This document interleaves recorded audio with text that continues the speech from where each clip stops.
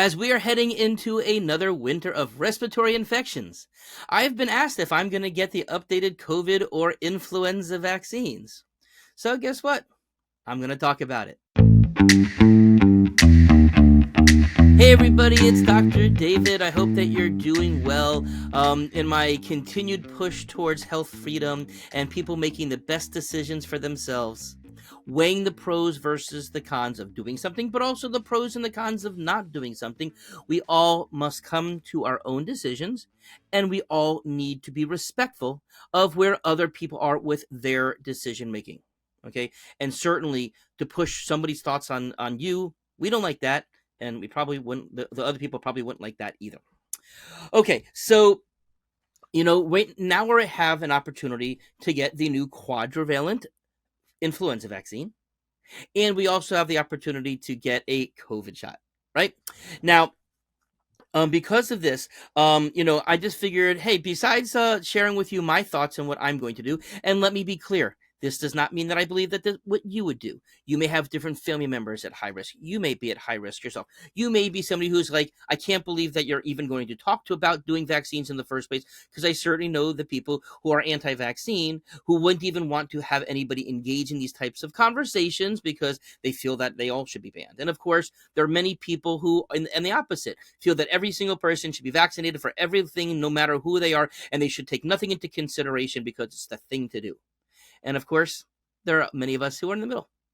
So I want to dig a little deeper into that, right? Okay, now, first of all, let's talk a little bit about the COVID vaccine. Okay, so, I've shared in the past that I did choose to get the COVID vaccine when it first came out in the winter of 2020 into 2021. Okay, I'm a healthcare provider. I'm a first liner. I was coming in contact who were more likely to people who had never had any immunity whatsoever, right? Because there wasn't any widespread herd immunity from natural. And of course, there were no vaccines there. And I, as a healthcare provider, felt it was best for me to go ahead and get the vaccines.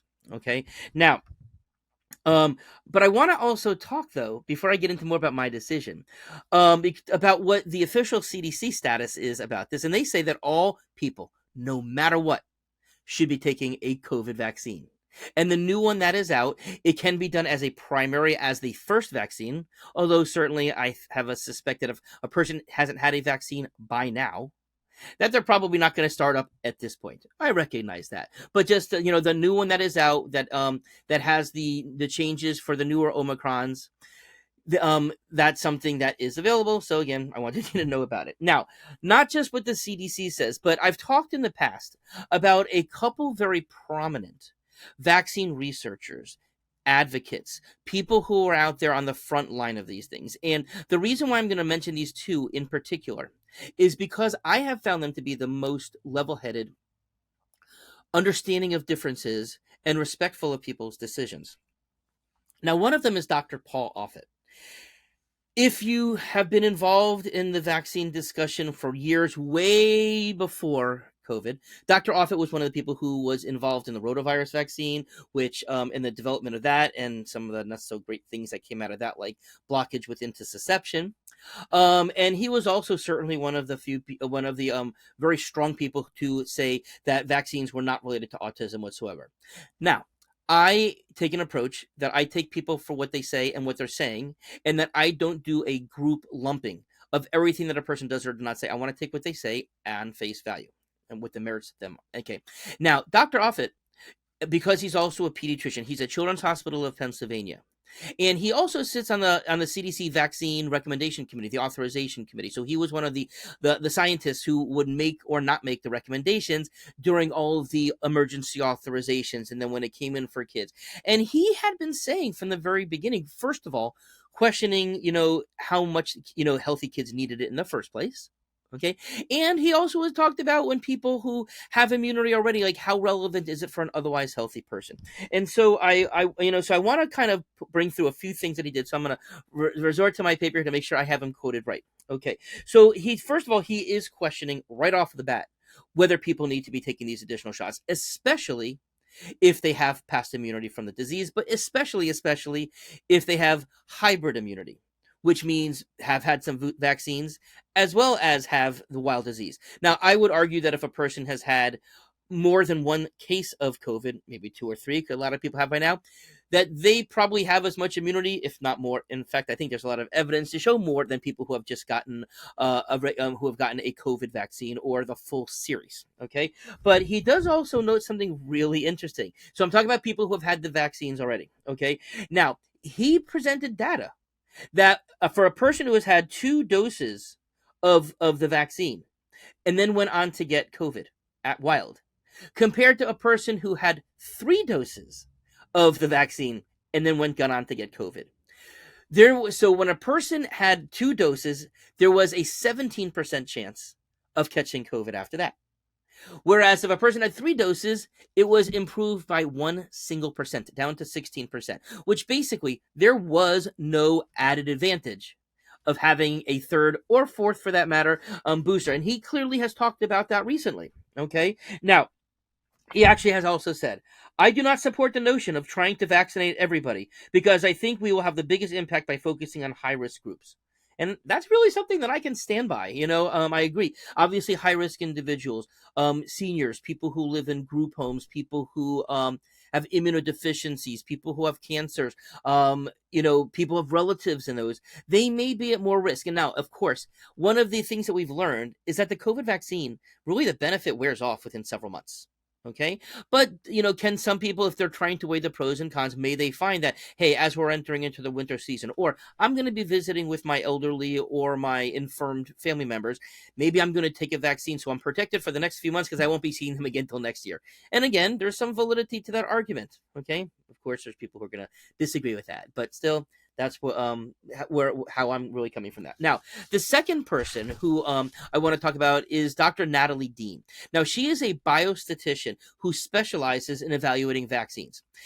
I first learned of her when she was at the University of Florida, and this was really in the early days of the vaccine. And she too was taking a more nuanced approach. Certainly wasn't an anti-vaccine person, and certainly was supportive. But at the same time, she was really looking at on a case by case basis. Okay, she now is at Emory. Emory's very affiliated with the CDC, so I'm not sure if it was a promotion, but I know that her voice continues to be heard, and I do continue to listen to her voice. Okay, now one of the things that she noted is that, and it's true, in 2020 into 2021, when especially 2020 is when healthcare providers were able to get it, into 2021, especially that spring when everybody else was able to get it, there was a very significant drop in people who got the vaccine in terms of hospitalizations or deaths. And I'm not talking about people who were hospitalized with COVID. I'm talking about people who were hospitalized because of COVID, because there was certainly a lot of talk that if you had COVID, it would be written on your chart and then it would be put into the numbers.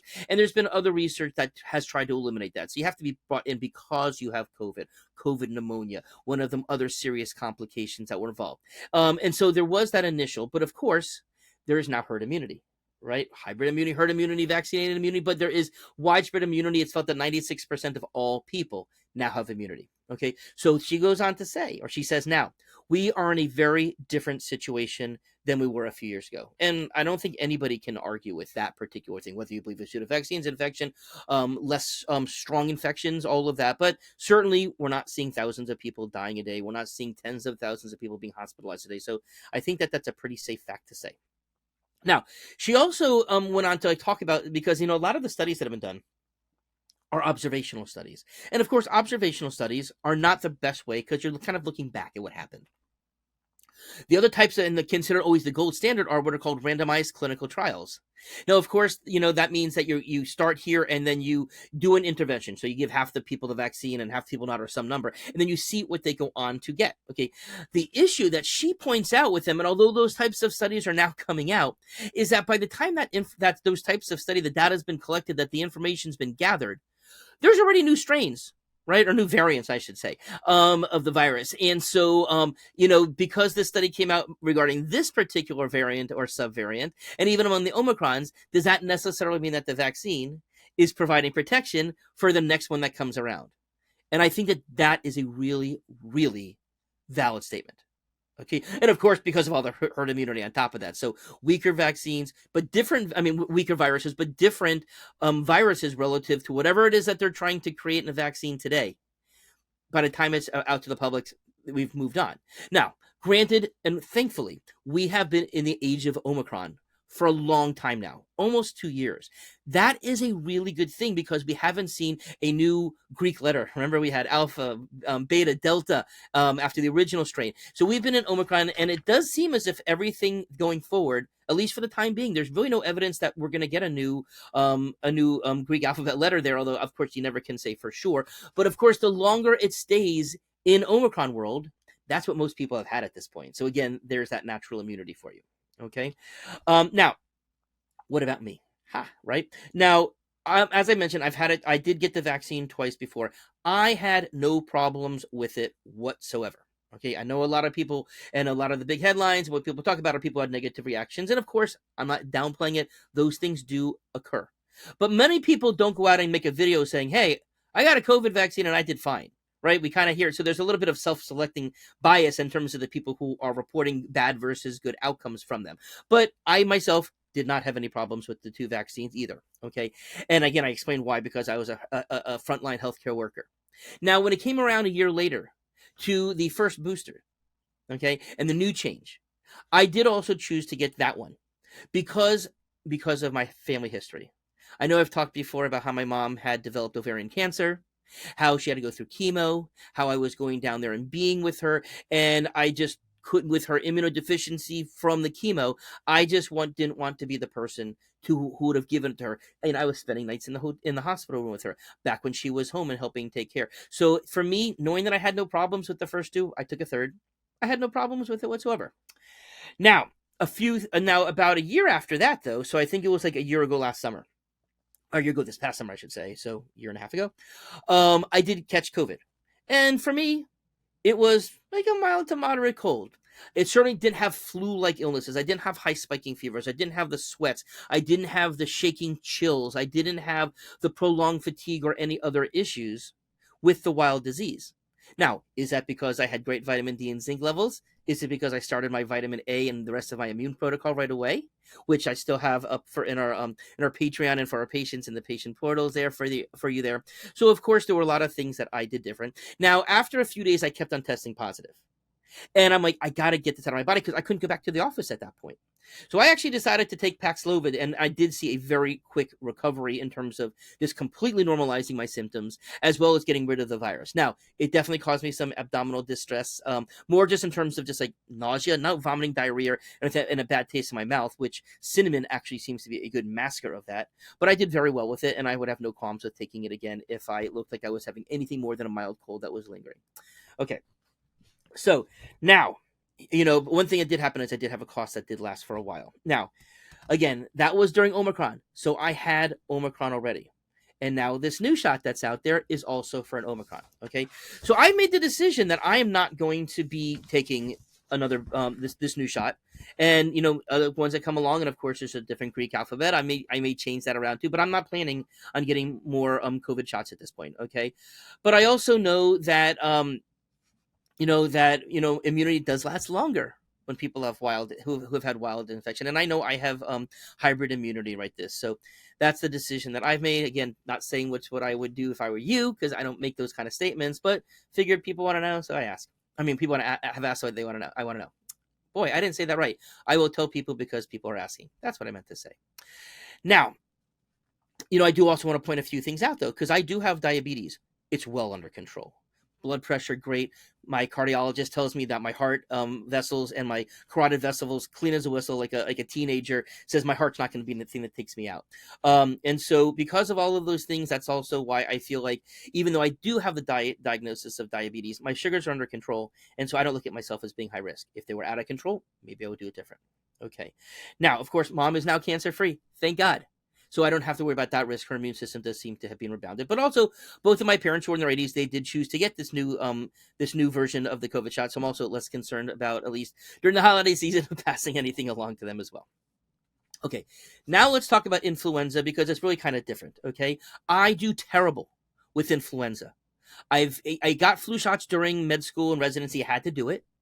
But at the same time, I then stopped doing it for a while, and I had such sickness twice, where it wasn't just a flu-like illness with the shakes and the chills, but I would be breaking out in feverish sweats for weeks afterwards. I lost hearing in one ear. I had ringing in the ear in the other. I couldn't think. And this went on, it was like encephalopathic. And this went on for weeks and weeks and weeks. And then a couple years later, it happened again. Since then, I started taking my annual flu shot again. I am planning on getting another flu shot this season, but I'm going to wait a little bit. I'm going to wait till we start hearing cases are starting to rise, because we also know that the immunity is not going to last forever. So if I'm going to do this, I want to time it out where it would give me the best protection overall. Okay, so that's where I'm at from right now. And again, it'd be interesting to say. I know that people will comment about this, but of course, with everything, share your thoughts as well. What are you going to do? What are you going to do for your family? All right. Well, hope everybody makes it through the respiratory season relatively unscathed, and have a great day.